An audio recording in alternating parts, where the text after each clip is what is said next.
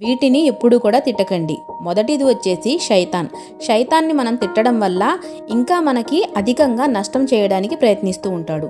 రెండో విషయం వచ్చేసి కాలం మనకి బాలేనప్పుడు ఈ కాలాన్ని మనం తిడుతూ ఉంటాం, అయితే దాన్ని మనం తిట్టకూడదు.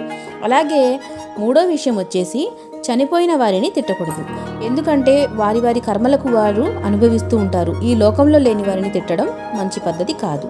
అలాగే నాలుగో విషయం వచ్చేసి అధికంగా గాలి వీచినప్పుడు గాలిని కూడా తిట్టకూడదు, ఎందుకంటే ఒక్కొక్కసారి అది దైవకారుణ్యంగా కూడా వస్తూ ఉంటుంది. ఇక 5 వచ్చేసి కోడి తెల్లవారుజామునే అరిచినప్పుడు మనం నిద్రలోంచి లేచి దాన్ని తిట్టకూడదు, ఎందుకంటే అది ఈ ప్రపంచాన్ని మేల్కొల్పడానికి అది అరుస్తూ ఉంటుంది, కాబట్టి దాన్ని తిట్టడం సమంజసం కాదు. ఇక 6వ విషయం వచ్చేసి జ్వరం వచ్చినప్పుడు ఆ జ్వరాన్ని మనం తిట్టకూడదు, ఎందుకంటే మన పాపాలు మన్నింపుకై ఆ జ్వరం ఒక్కొక్కసారి రావడం జరుగుతుంది. అలాగే 7వ విషయం వచ్చేసి స్నేహితులను కూడా తిట్టడం మంచిది కాదు.